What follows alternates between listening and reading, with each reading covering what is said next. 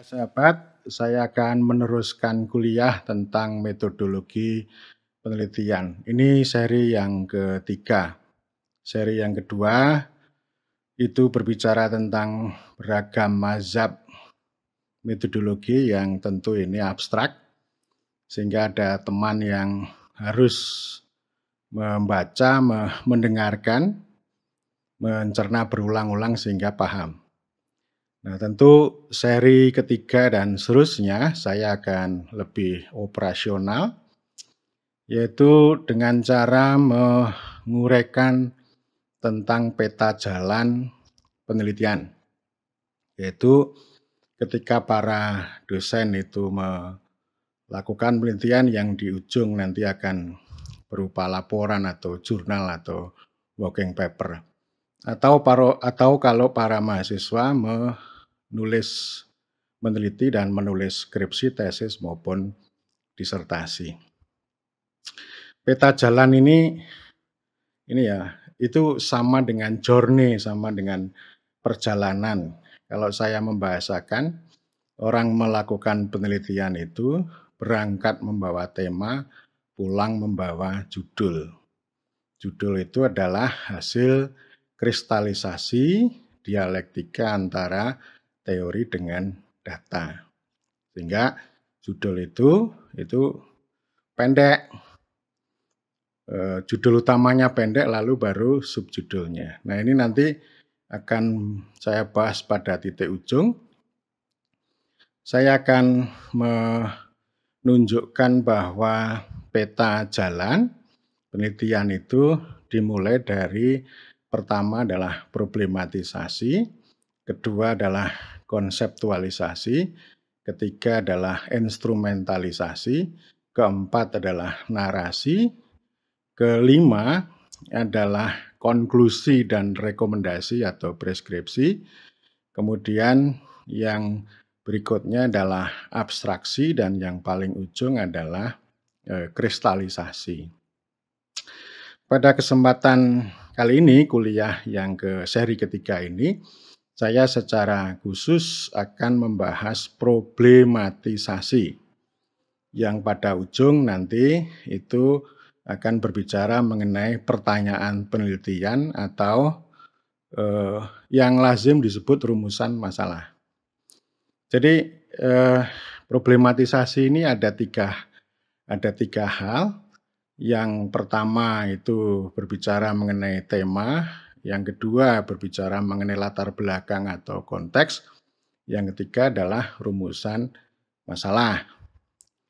Nah, sebelum menguraikan itu, saya akan melakukan review atau falsifikasi terhadap kebiasaan atau tradisi orang melakukan problematisasi dalam penelitian. Biasanya orang atau sebagian besar orang itu membuat problematisasi itu bersifat eksploratif, empirik. Eksploratif itu membuat pertanyaan yang terbuka, satu pertanyaan saja yang bersifat terbuka, yang mereka harapkan itu nanti itu punya jawaban yang panjang lebar. Ya, dan sifatnya empirik. Jadi pertanyaan itu terbuka lalu empirik. Empirik itu ya konkret atau berbicara mengenai fakta atau berbicara mengenai kegiatan. Jadi ini yang menurut saya salah kaprah. Contohnya misalnya begini. Bagaimana strategi pemerintah desa dalam mempromosikan desa wisata? Nah, ini kan satu pertanyaan yang hanya berbicara tentang bagaimana gitu ya. Jadi ini artinya adalah akan menelusuri tentang kegiatan yang dilakukan oleh pemerintah desa dalam hal promosi desa wisata. Itu eksploratif dan empirik. Jadi empirik itu ya hanya ngomong tentang kegiatan dan fakta. Teman-teman, para sahabat, para sedulur, ini pertanyaan semacam itu salah kaprah. Dan masih banyak pertanyaan yang sejenis.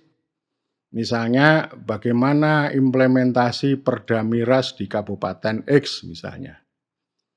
Atau misalnya, eee bagaimana kemitraan antara pemerintah dan masyarakat dalam, eee, gerakan apa namanya, ini ya, gerakan kesehatan atau gerakan pemberdayaan atau apa. Ada juga yang bertanya tentang bagaimana implementasi dana desa, bagaimana implementasi SDGs desa, bagaimana implementasi program padat karya tunai desa. Itu masih banyak ya contoh-contoh yang salah kaprah itu yang saya sebut ini salah kaprah pertanyaan yang sifatnya eksploratif empirik. Nah, pertanyaan yang eksploratif empirik itu mempunyai banyak kelemahan. Ya, kelemahannya ya dia tidak akan menemukan atau membentuk pengetahuan karena pertanyaannya tidak mengarah satu pada eksplanasi atau interpretasi yang begitu, luas, atau dia tidak mengarah pada pertanyaan mengapa, ya. Nah ini tentu ada satu sisi kelemahannya dan karena itu ini yang pertanyaan yang bersifat fakta atau bersifat empirik itu sebenarnya peneliti ini hanya akan mencari temuan atau seperti pekerjaan jurnalis untuk mencari informasi sebanyak-banyaknya, tetapi tidak sedang mencari atau membentuk kembali pengetahuan. Sehingga ini di dalam latar belakang itu tidak ada posisi teoritik. Karena kan biasanya hanya menguraikan fakta, misalnya sekarang ini ada tren desa wisata, lalu ada sebuah desa ini yang sedang rame wisata desanya gitu. Terus kemudian penulis atau peneliti itu mengatakan bahwa pasti desa wisata itu butuh promosi gitu. Sehingga lalu pertanyaannya bagaimana strategi promosi? Nah ini kan mencari tahu semacam itu ya. Dan ini menurut saya itu nggak perlu diteliti. Orang bisa datang ke desa yang bersangkutan lalu bertanya kepada beberapa pihak 3 jam udah selesai. Strategi yang dilakukan dalam promosi itu 3 jam udah selesai. Jadi nggak perlu pakai kerangka konseptual, nggak perlu pakai definisi-definisi, entah itu definisi strategi, definisi promosi, atau definisi desa wisata. Itu bukan ilmu, ya, itu bukan pengetahuan. Jadi artinya di dalam latar belakang sampai rumusan masalah ini itu bukan dalam rangka untuk research atau mencari kembali terutama teori atau dialektika antara teori dengan fakta. Jadi ini kelemahannya banyak sekali dan itu sudah salah kaprah sudah biasa ya. Dan tadi saya sudah mengatakan problem yang paling dasar ya orang itu hanya melakukan eksplorasi dengan satu pertanyaan bagaimana, tapi tidak mengarah pada pertanyaan mengenai eksplanasi atau menjawab pertanyaan mengapa. Nanti kalau pertanyaannya hanya bagaimana yang tadi, ya nanti itu struktur eksplanasinya itu tidak ada, kemudian struktur interpretasi memberikan makna juga tidak ada. Nanti preskripsinya atau resepnya atau rekomendasinya juga sangat klise. Oh, misalnya pemerintah desa perlu menggenjot penggunaan media sosial untuk promosi pariwisata. Karena menurut temuannya ini desa itu belum begitu mengoptimalkan media sosial. Misalnya kan cuma begitu. Jadi itu para sahabat, para sedulur itu bukan penelitian. Itu namanya pencarian data. Dan itu saya kira banyak sekali penelitian yang semacam itu tidak menyumbang pada pembentukan pengetahuan. Nah dengan review ini lalu saya ingin mendudukkan ulang sekali lagi bahwa penelitian itu bukan hanya pencarian temuan, pencarian informasi. Tetapi yang paling penting adalah penemuan kembali teori. Karena teori ini kan bisa saja ini sebuah struktur interpretasi atau pemahaman terhadap fakta yang perlu ditinjau kembali. Ya. Dan saya akan memulainya dengan tema ya. Tadi kan ada tema, latar belakang, dan rumusan masalah. Ya. Jadi tema itu pendek gitu ya. Jadi enggak seperti biasanya gitu. Judulnya strategi promosi desa wisata di desa X, kecamatan X, kabupaten X, provinsi apa gitu ya. Jadi ini judulnya panjang sekali. Dan itu sudah salah kaprah. Nah, saya ingin mengatakan bahwa yang namanya tema itu harus mengandung unsur konsep. Tidak hanya kegiatan, tidak hanya fakta. Misalnya begini, pergulatan politik di balik reformasi, misalnya ya. Nah ini kan ada dua konsep ini, ada pergolakan politik, ada reformasi pemerintahan daerah misalnya. Itu contohnya. Atau transisi demokrasi pasca keruntuhan Soeharto. Jadi keruntuhan itu bisa fakta, tapi ada konsep, yaitu transisi demokrasi. Kemudian juga ada misalnya apa namanya, misalnya begini, pembentukan negara dan konflik agraria, ya gitu ya.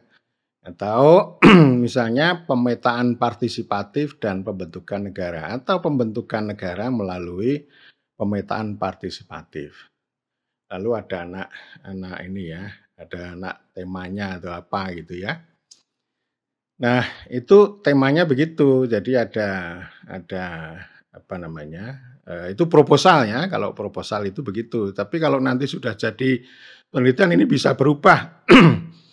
Jadi tema yang dirancang sejak awal ini nanti dia akan berubah menjadi judul. Jadi artinya tidak sama ya antara tema yang dibawa pada awal dengan judul yang itu merupakan hasil kristalisasi dari totalitas perjalanan. Jadi judulnya harus berbeda dari tema. Nah, itu tema. Kemudian yang kedua, latar belakang itu ini sebenarnya berbicara fakta dulu. Ya, fakta. Entah fakta kemiskinan atau fakta reformasi pemerintahan daerah yang dilakukan oleh Bupati X misalnya di Kabupaten Y misalnya. Itu diceritakan ya. Tetapi yang paling penting dari latar belakang ini yang paling awal adalah pintu masuk. Entry point. Itu dulu Profesor Pratekno itu kan selalu menekankan kepada saya, ini pintu masuknya apa ini? Oh, saya jawab, pintu masuknya adalah prakarsa upaya reformasi pemerintahan daerah yang dilakukan di Kabupaten Jemberana. Oke, itu pintu masuk ya. Pintu masuknya jelas. Atau pintu masuknya juga bisa, ini macam-macam. Oh, dana desa itu pintu masuk. Kemudian proyek padat karya tunai desa itu pintu masuk. Pemetaan partisipatif di hutan di Kalimantan Tengah itu pintu masuk. Jadi ada fakta yang menjadi pintu masuk. Desa wisata juga pintu masuk. Jadi banyak sekali pintu masuk yang yang bisa dihadirkan yang kemudian menarik. Nah, biasanya orang akan melihat masalah itu kan kesenjangan di latar belakang itu ya. Itu kesenjangan. Senjangannya misalnya begini, misalnya ya dulu di zaman Orde Baru Soeharto itu sangat kuat ya, fundamentalisme ekonomi kuat. Orde Baru itu otoritarian patrimonial gitu ya. Lalu dikasih dalam kurung. Ini literaturnya siapa kok bisa mengatakan patrimonial gitu ya. Nah, lalu begitu kuat setelah ditempa diterjang oleh krisis ekonomi, ternyata rezim ini mengalami krisis. Krisis legitimasi, kemudian memunculkan gelombang aksi mahasiswa, itu juga kesenjangan. Jadi, ini fakta yang sangat menarik, yang dulu kuat lalu, runtuh. Soeharto runtuh, pada akhirnya runtuh, begitu ya. Nah, ini kan sesuatu yang sangat menarik ini, fakta ini. Atau bisa juga, dulu ada kisah-kisah tentang runtuhnya kepala desa misalnya, di awal-awal, reformasi itu. Atau ini, misalnya begini, studinya dana desa, ya. Ada idealisme bahwa dana desa itu untuk village making, untuk membentuk desa yang kuat, yang mandiri, yang maju, yang demokratis. Itu kan village making ya, pembentukan desa. Itu ditempuh dengan azas rekognisi, subsidiaritas, demokrasi, baru kemudian didukung dengan redistribusi. Jadi dana desa itu redistribusi yang mengikuti 3 asas tadi. Jadi artinya dana desa itu bukan proyek, bukan programnya pemerintah, tapi ini menjadi bagian yang tidak terpisahkan dari upaya membentuk desa tadi. Ya, itu poinnya di situ. Tetapi kesenjangannya bahwa pemerintah melakukan distorsi dan reduksi. Jadi prinsip-prinsip dasar untuk village making di dalam undang-undang desa itu lalu direduksi atau didistorsi hanya menjadi program dana desa. Nah, itu sudah senjang. Dan akhirnya lalu yang pintu masuknya ya itu tadi dana desa. Poin yang kedua adalah soal kesenjangan tadi. Nah, kesenjangan tadi, runtuhnya Soeharto, kesenjangan dana desa, terus kemudian ada pintu masuk mengenai pemetaan partisipatif atau konflik agraria atau macam-macam lah. Ya, konflik ini kan juga ngomong tentang kesenjangan. Runtuhnya koperasi unit desa juga fakta juga kesenjangan lah gitu ya. Nah, tapi memang tidak harus senjang. Tidak harus bisa bicara kesenjangan. Boleh kok bicara mengenai tadi ya, pemetaan partisipatif. Pemetaan partisipatif itu apa namanya? Ya, praktek yang dilakukan seakan-akan ini melibatkan masyarakat demokratis gitu ya. Itu ya. Meskipun nanti juga akan mengarah pada kesenjangan setelah kita bisa memaknai. Itu pintu masuk, ya. Dan jangan lupa bahwa ketika kita mengatakan itu senjang, ya, misalnya tadi, misalnya ya, yang tadi yang pertama desa itu sebenarnya idealismenya untuk village making itu ada literaturnya. Ini kan artinya struktur teori. Ya, struktur teori ini yang mau dipakai gitu. Tapi dia pemerintah melakukan distorsi. Jadi dana desa didistorsi menjadi proyek dana desa. Itu harus ada literaturnya. Gitu ya. Nah, ini justru studi-studi sebelumnya, literatur sebelumnya ini yang dicari kembali. Itu namanya research itu begitu. Ya. Kalau pintu masuknya sudah atau entry point-nya sudah, maka langkah kedua di dalam latar belakang itu adalah kita memberikan interpretasi terhadap fakta yang kita jadikan sebagai pintu masuk. Ini yang nanti akan mengarah pada ini perihal studi apa? Posisi Anda apa? Atau ini studi tentang apa? Oke. Kalau misalnya pintu masuknya adalah pemetaan partisipatif atau tentang pelaksanaan dana desa, maka untuk menjawab pertanyaan tentang ini studi tentang apa, jawabannya jangan ini studi tentang dana desa, bukan itu. Ya, ini studi tentang pemetaan partisipatif, ini studi tentang konflik agraria, bukan itu. Ya, jadi 3 poin itu saya sebut sebagai entry point atau sebagai pintu masuk. Ya, dan karena itu tugas di dalam perihal studi ini atau menjawab ini studi tentang apa, peneliti harus melakukan interpretasi terhadap fakta yang dijadikan sebagai pintu masuk. Jadi menginterpretasi. Nah, tentu saja penelitian-penelitian sebelumnya itu juga sudah ada. Entah terhadap dana desa, entah terhadap jatuhnya Soeharto, entah terhadap proyek atau terhadap pemetaan partisipatif. Ya. Nah, ini dipetakan. Dipetakan studi yang sudah ada dan itulah yang disebut literatur review. Jadi artinya literatur review atau tinjauan pustaka itu tidak harus secara eksplisit di dalam subbab berikutnya. Di dalam proses penulisan latar belakang masalah itu juga sudah ada literatur review. Karena ini digunakan untuk mengambil posisi. Ya. Posisi si peneliti itu terhadap fakta yang dijadikan sebagai pintu masuk. Jadi ini ada dua pengertian di sini nih. Kita menginterpretasi fakta pintu masuk ini.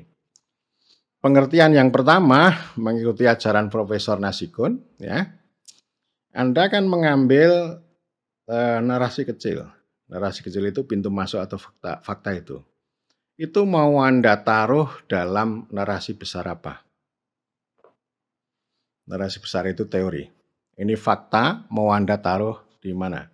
Atau kalau ini potongan teka-teki, Anda mau taruh di dalam bangunan teka-teki besar itu di mana? Jadi artinya dengan kata lain, pintu masuk, ya, pintu masuk itu, atau fakta itu, akan Anda taruh dalam struktur teori apa? Gitu loh. Ya, jadi nanti ini yang pertama.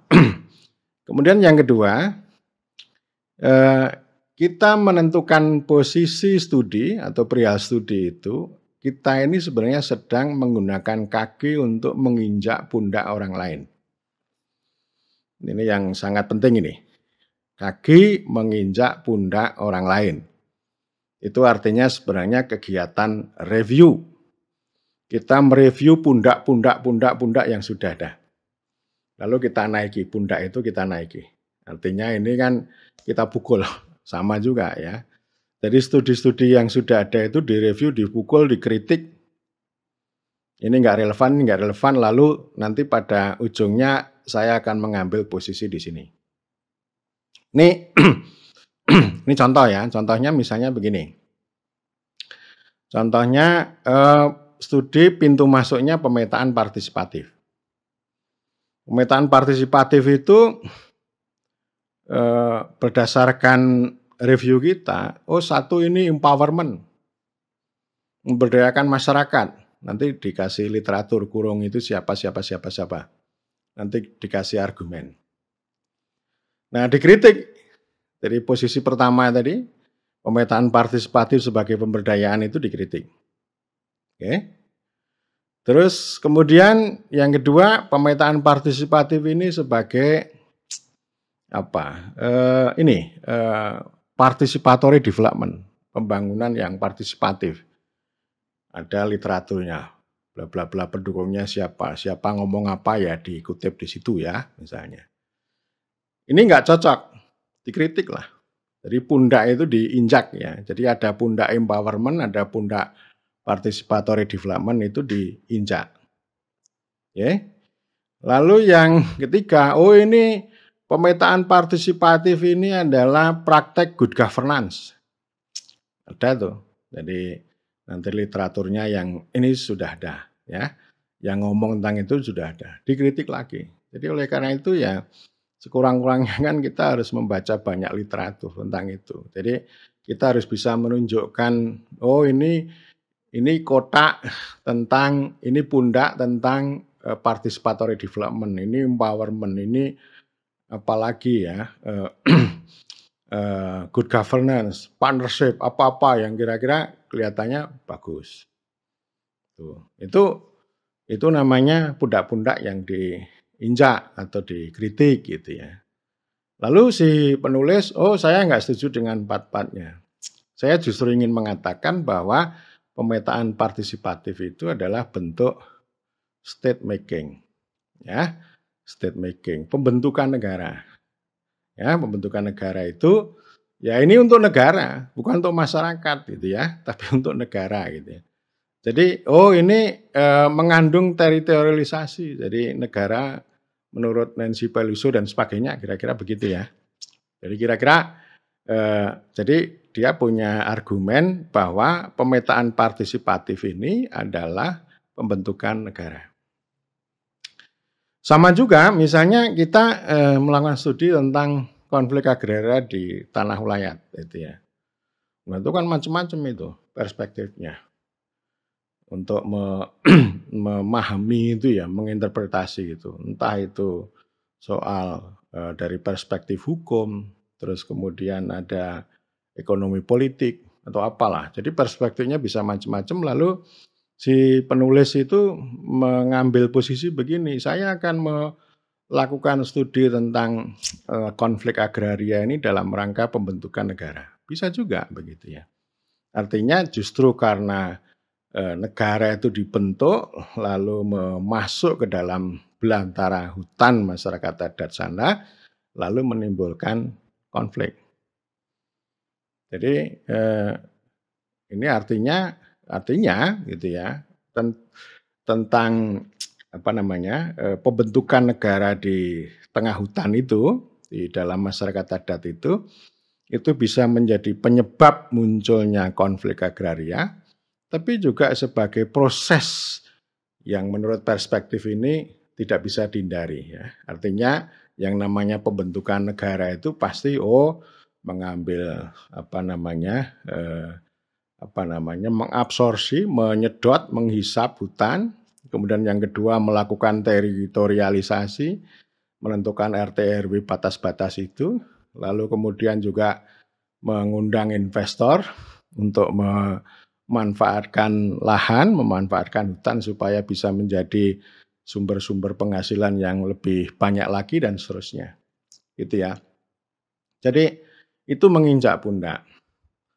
Tapi bisa juga kalau orang tidak, sanggup menginjak pundak maka, begini, interpretasi tadi ya, menginterpretasi itu misalnya begini, "Oh jatuhnya Soeharto." Menurut literatur, kejatuhan rezim ini disebut sebagai transisi demokrasi, dalam kurung literaturnya siapa aja, itu kan menginterpretasi. Jadi artinya ini fakta sebagai pintu masuk yaitu jatuhnya Soeharto itu dia tempatkan dalam narasi besar yang namanya transisi demokrasi. Itu boleh, semacam itu juga boleh. Itu ya level S1, level S2, S2 bolehlah. Tapi kalau level S3 disertasi kan harus menginjak pundak. Pundaknya ada 5, ada 4, ada berapa diinjak semuanya. Tapi kalau mahasiswa S1 bisalah, ya mahasiswa S2 bisalah gitu ya. Tapi paling tidak itu tadi ya, ini kan ada proses dialektika ini, ada faktanya, lalu fakta itu akan dimaknai sebagai apa? Akan diinterpretasi atau dipahami sebagai apa? Tadi sudah saya kasih contoh ya, pemetaan partisipatif itu sebagai state making atau pembentukan negara, kejatuhan Soeharto itu sebagai transisi demokrasi, terus kemudian konflik agraria ini bisa dipahami sebagai efek atau sebagai konsekuensi dari pembentukan negara kapitalis. Misalnya begitu. Sehingga memang kalau tadi kembali ke tema strategi promosi desa wisata itu ya itu agak susah gitu untuk dipahami dalam kerangka penelitian. Tetapi kalau misalnya kita itu lebih kritis ya, lebih kritis misalnya begini ya. Di mana-mana ada sengketa antara kelompok pengelola wisata dengan warga dengan pemerintah desa. Misalnya ini ada danau, ada telaga yang dulu untuk livelihood, untuk penghidupan masyarakat setempat gitu ya. Entah untuk minum, untuk makan, untuk irigasi, ya pokoknya untuk kehidupan dan penghidupan. Lalu datanglah proyek pengembangan pariwisata. Wah ini bagus nih, telaganya ini, danaunya bagus nih. Masa hanya untuk untuk penghidupan saja, hanya untuk ikan sama untuk makan, untuk minum sama pengairan. Ini bisa dapat uang banyak nih, gitu ya. Jadi pariwisata. Oke. Nah, setelah jadi pariwisata lalu dipagar. Warga nggak bisa ngambil air lagi, itu. Lalu dijadikan wisata. Wisatanya dikelola oleh kelompok, ya. Lalu dipromosikan,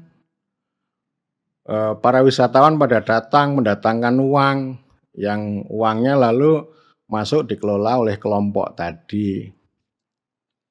Ya, jadi masyarakat setempat ini udah kecewa loh. Kok saya nggak bisa ngambil air lagi di telaga itu, begitu. Satu. Yang kedua, pemerintah desa, loh kok saya hanya jadi penonton ini. Uangnya kemana itu? Ini kan, ya ini milik kita bersama ini. Ya, kemana ini? Lalu kepala desa tanya gitu pada pengelola, ini uangnya kemana? Ribut.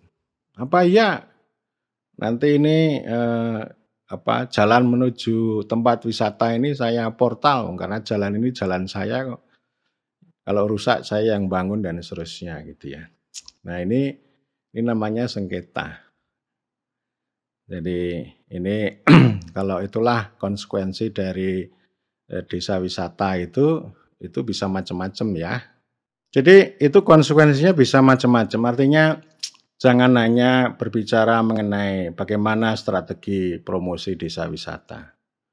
Tapi perlu melihat secara kritis bagaimana misalnya ini pintu masuknya desa wisata. Oke. Lalu kita bisa menginjak pundak-pundak yang sudah ada. Misalnya pundak tentang pengelolaan sumber daya alam berbasis masyarakat. Ini yang paling lazim nih. Ya, paling lazim. Tapi kita kritiknya gimana? Loh, ini berbasis masyarakat itu kan artinya hanya kelompok masyarakat yang ternyata ini menimbulkan tragedi baru. Karena menurut teori, ya, pengelolaan sumber daya alam berbasis masyarakat itu untuk mengatasi tragedi bersama ya. Ini di teori Gareth Hardin maupun Elinor Ostrom. Jadi Hardin bilang kalau ini status sumber daya ini nggak jelas ya bisa sengketa, bisa rebutan. Lebih baik ini diserahkan pada swasta supaya bisa mendatangkan kepemilikannya jelas lalu mendatangkan uang yang banyak, pertumbuhan yang banyak. Ternyata setelah dikelola oleh swasta menimbulkan tragedi baru. Konflik antara swasta sama masyarakat setempat. Kedua, ada degradasi lingkungan. Ketiga, ada eksklusi marginalisasi, ya kan lengkap tuh. Itu namanya tragedi bersama. Tetapi kalau dikelola oleh negara itu ya marginalisasi juga. Contohnya ya hutan. Ada konsep hutan negara itu artinya ya meminggirkan ya sama dengan cerita tadi ya di belantara hutan masyarakat adat. Begitu negara datang menguasai lahan itu diberikan pada swasta, ribut, tragedi, konflik lagi. Itu. Nah, oleh karena itu Elinor Ostrom dia menunjukkan ini fakta-fakta yang dia kaji. Oh ini loh ada bentuk institusi untuk pengelolaan common pool resources sumber daya bersama. Bukan berbasis regulasi negara, bukan pada privatisasi swasta, tapi ini kolaborasi yang basisnya adalah masyarakat setempat. Ini bisa mengatasi konflik, ya, bisa mengatasi peminggiran, ya, tapi bisa mendatangkan kemakmuran bersama dan ini konservasi lingkungan secara berkelanjutan. Sehingga ini teori Ostrom ini bisa menjadi salah satu pundak, ya, menjadi satu pundak yang itu kemana-mana itu pengelolaan sumber daya bersama berbasis masyarakat. Ya, artinya begini, desa wisata itu adalah mengikuti saran rekomendasi Elinor Ostrom, pengelolaan sumber daya bersama berbasis masyarakat. Ya. Tapi ternyata pola pengelolaan sumber daya bersama berbasis masyarakat ketika diterapkan di Indonesia itu menimbulkan tragedi baru. Ya, inilah wisata tadi ya. Wisata menimbulkan peminggiran terhadap masyarakat, ada pergeseran dari livelihood ke pertumbuhan. Lalu ada sengketa antara pengelola wisata dengan pemerintah desa. Itu namanya tragedi baru juga gitu ya. Nah, oleh karena itu ini artinya kita mengkaji desa wisata itu bukan dalam rangka strateginya tadi. Tapi kita bisa melihat pintu masuknya adalah tragedi bersama di medan desa wisata. Itu pintu masuk tuh. Pintu masuk ya. Nah, setelah itu kita baru bisa melakukan review tadi. Itu sudah posisi kita, sudah posisi. Artinya ya ini desa wisata itu bukan empowerment itu. Meskipun dia mendatangkan pertumbuhan tapi bukan empowerment.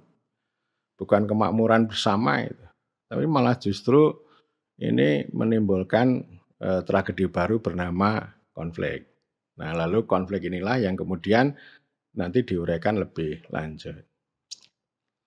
Nah, para sahabat ini kalau kita sudah menentukan dari pertama pintu masuk, kemudian yang kedua kita sudah melakukan interpretasi atau mengambil posisi terhadap pintu masuk tadi, atau kalau kita sudah melakukan kaki menginjak pundak, maka langkah berikutnya kita merumuskan masalah atau merumuskan pertanyaan penelitian atau problem statement, ya.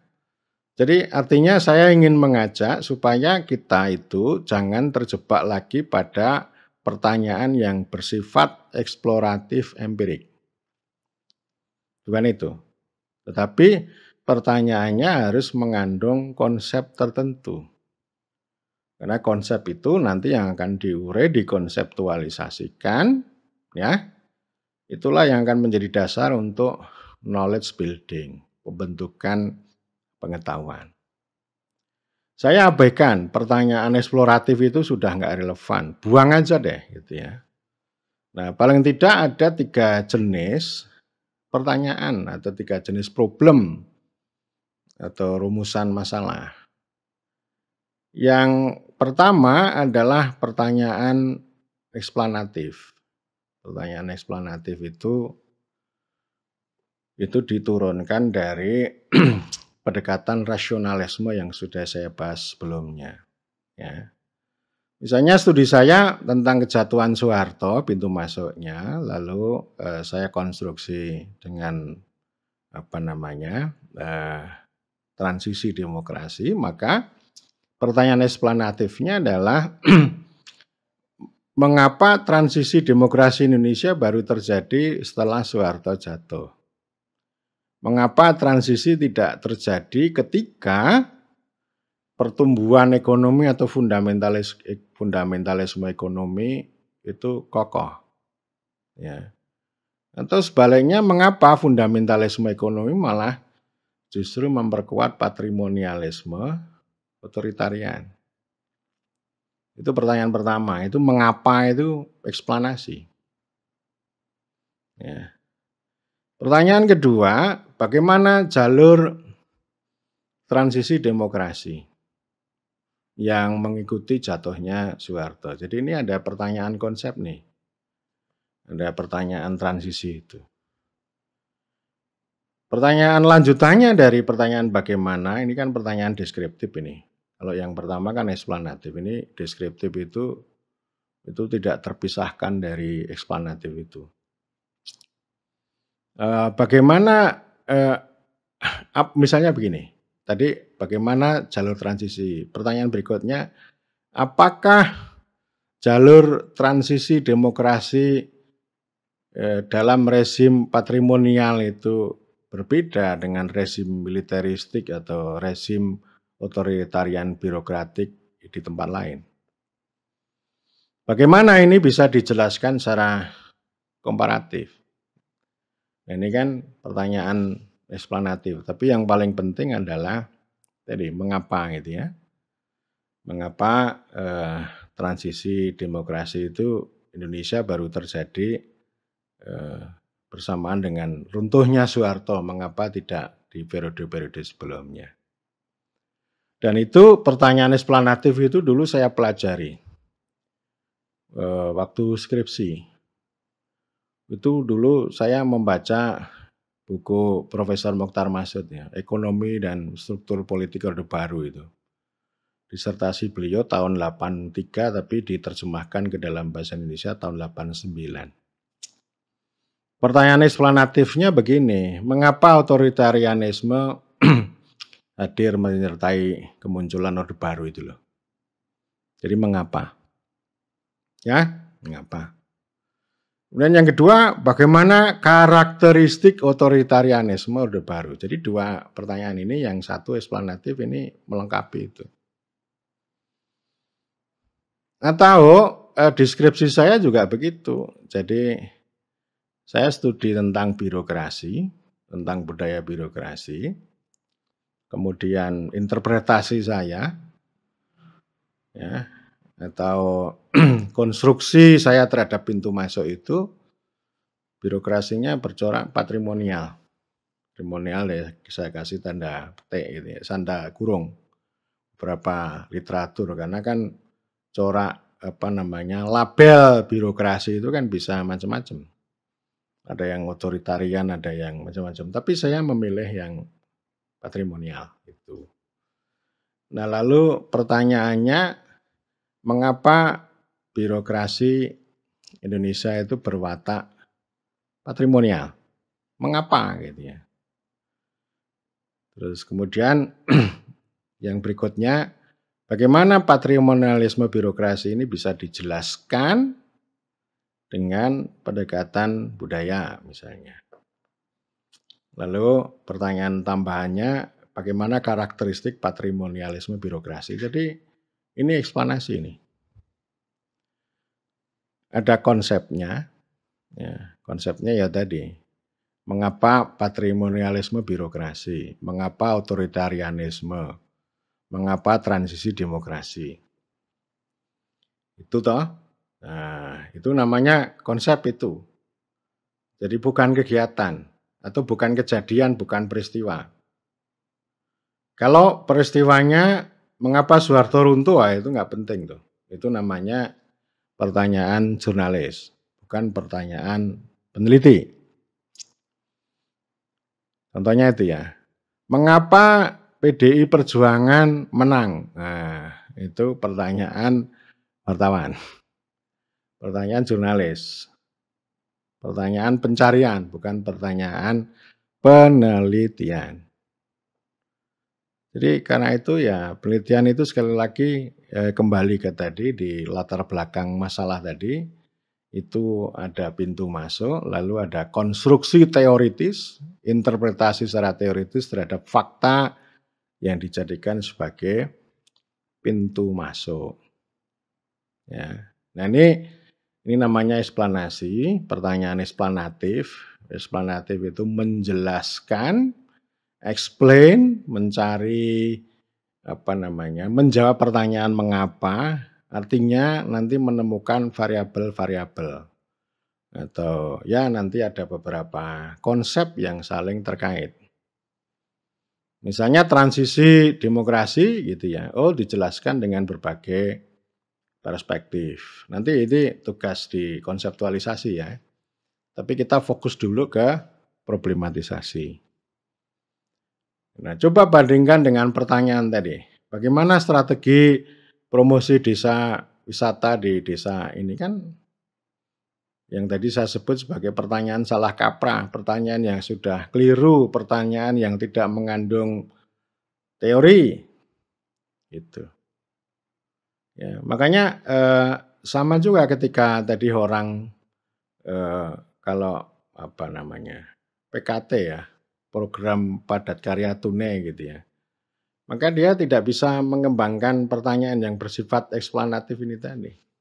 Tidak ada pertanyaan mengapa, tidak ada pertanyaan yang sifatnya konseptual.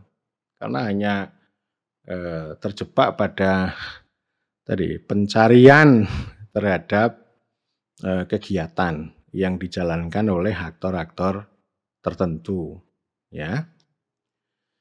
Nah, ini pertanyaan eksplanatif, lalu yang kedua pertanyaan interpretif. Ya, pertanyaan interpretif itu tanpa mengapa. Tapi ini banyak sekali itu. Jadi artinya pertanyaan interpretif itu ya misalnya begini. Tadi contohnya adalah apa namanya? Pemetaan partisipatif di tengah hutan tadi ya. Pemetaan partisipatif yang dikonstruksi sebagai state making, sebagai pembentukan negara. Sehingga ini kan arahnya, ini kalau ditanya ini studi tentang apa? Ini studi tentang pembentukan negara melalui atau dalam pemetaan partisipatif hutan, gitu ya. Nah, oleh karena itu pertanyaan interpretif, pertanyaan yang sifatnya kedalaman, mencari kedalaman begitu. Ya, pertanyaan utamanya adalah bagaimana gitu ya. Pertanyaannya bagaimana pembentukan negara melalui pemetaan partisipatif. Nanti itu bisa dipetakan, bisa diurai lebih lanjut atau dielaborasi pertanyaan-pertanyaan lanjutannya bisa berdasarkan kategori aktor, bisa juga konteks begitu, ya. Misalnya siapa yang terlibat aktor-aktor di dalam pemetaan partisipatif itu, gitu ya. Apakah elemen-elemen masyarakat itu begitu senang dengan pemetaan partisipatif? Dengan tadi ya. Terus kemudian apa yang dilakukan negara untuk membentuk negara itu? Melalui pemetaan partisipatif. Jadi ini pertanyaannya bisa diurai ya. Sama juga nanti kalau kita mengkaji tentang konflik atau sengketa desa wisata gitu ya. Itu pertanyaannya pokoknya intinya ini interpretif itu ruang yang sangat bebas, merdeka. Pertanyaannya bisa banyak, tetapi yang tidak boleh lupa bahwa pertanyaan konseptual itu harus muncul. Jadi bukan pertanyaan eksploratif empirik, tapi konseptualnya harus ada ya. Tadi misalnya how state making ya, bagaimana pembentukan negara melalui pemetaan partisipatif. Kalau pertanyaannya bagaimana strategi pemetaan partisipatif, wah itu namanya bukan pertanyaan penelitian. Itu namanya pertanyaan pencarian. Jadi sangat terbuka, tapi harus konseptual dan tidak perlu membuat pertanyaan mengapa. Tidak usah pakai mengapa, ya karena ini kan nanti arahnya itu untuk memperoleh struktur pemahaman yang lebih dalam, understanding yang lebih dalam. Nah, jadi istilahnya text description, ya text description itu. Jadi bukan bukan menjawab pertanyaan mengapa. Dan ini banyak, aliran antropologi banyak ke sana ya. Misalnya ya, mengkaji tentang relasi negara dan desa misalnya. Jadi artinya kan, oh ini proyek itu ya, proyek dana desa itu ya bisa juga dipahami sebagai korporatisme negara juga bisa. Terus kemudian juga dipahami dengan governmentality juga bisa gitu ya. Nanti pertanyaannya yang penting konsepnya itu yang diuraikan secara interpretif itu banyak. Dan pertanyaan interpretif itu sifatnya fleksibel ya. Itulah ciri khas penelitian kualitatif itu kan begitu. Nanti di tengah perjalanan bisa juga muncul pertanyaan baru. Nah, daftar pertanyaan di proposal dengan pertanyaan di laporan penelitian atau deskripsi atau di tesis itu bisa berubah. Di tesis atau deskripsi atau di laporan itu bisa bertambah. Tidak jadi soal. Itulah. Dan inilah yang kemudian akan mengantarkan. Jadi keluasan itu yang nanti akan dipakai tipe pertanyaan ketiga yaitu naratif. Naratif kontekstual itu kan itu adalah irisan atau ya ini blended lah. Kalau nggak bisa disebut irisan ya blended antara penelitian yang konstruktivisme atau fenomenologi dengan yang rasionalisme.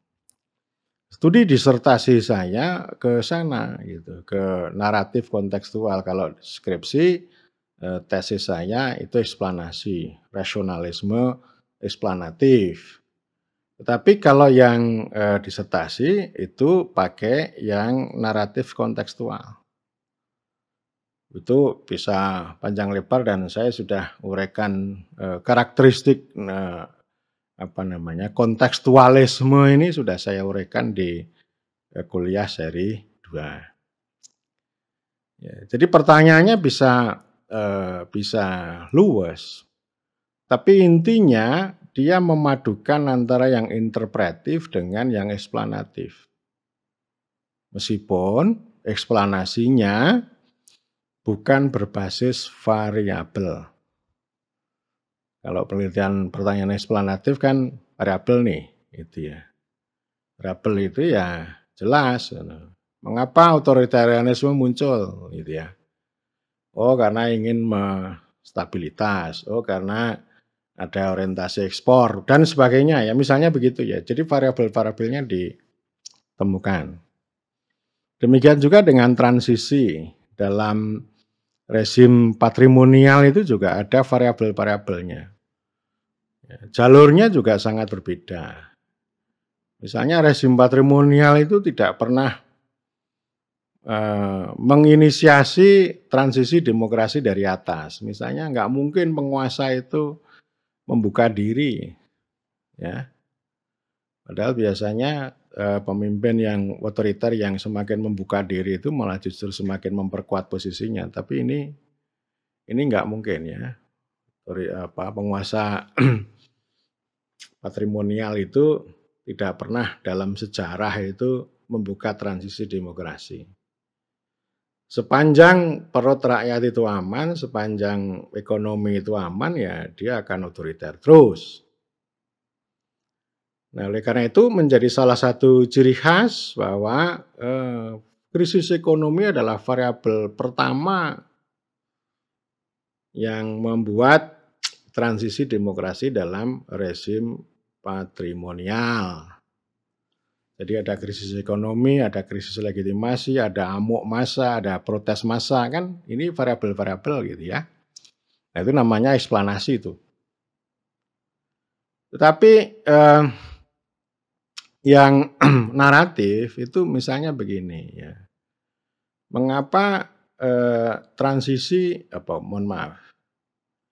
mengapa reformasi pemerintahan daerah yang sudah sukses, yang sudah berhasil itu bisa mengalami keruntuhan sejalan dengan kejayaan dan keruntuhan penguasa lokal.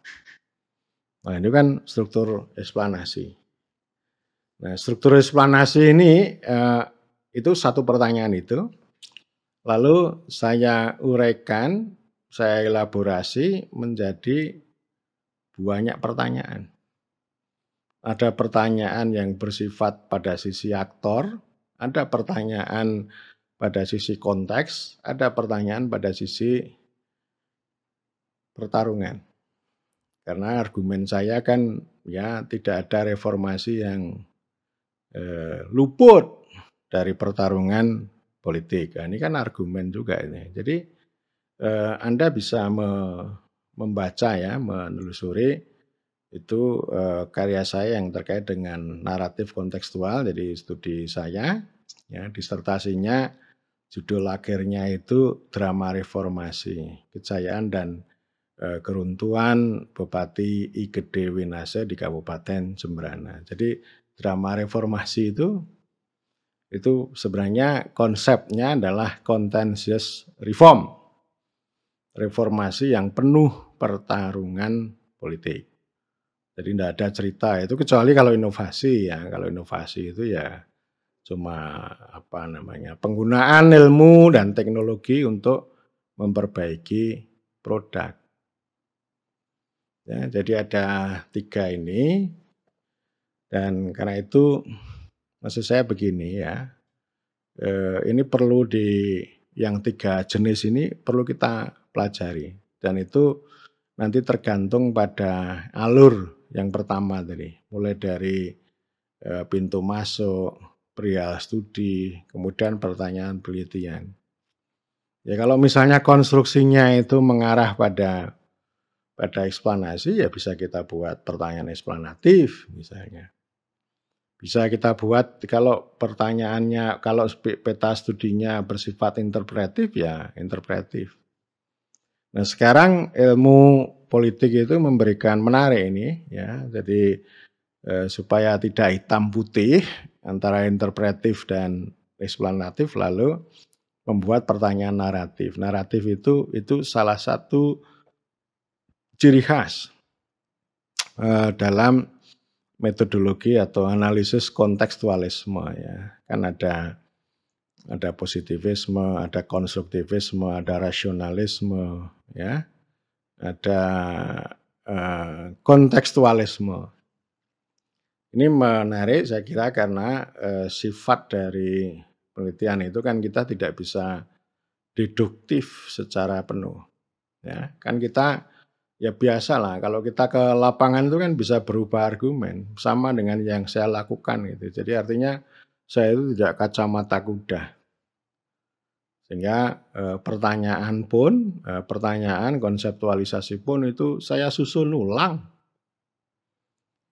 setelah saya melihat konteks. Setelah melihat fakta yang berbeda dengan ini ya. Jadi awalnya ya eksplanasi gitu ya. Jadi misalnya mengapa reformasi pemerintahan bisa sukses sementara yang lain gagal misalnya.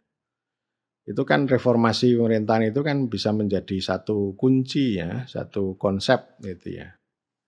Jadi artinya bukan inovasi, tapi saya mengatakan oh ini inovasi ini. Dan saya juga tidak percaya sepenuhnya ketika setiap bupati itu dikonstruksi oleh teori elit. Kan teori elit itu kan kalau ke daerah kan selalu mengatakan bahwa oh dia nggak percaya sama inovasi sama reformasi ini.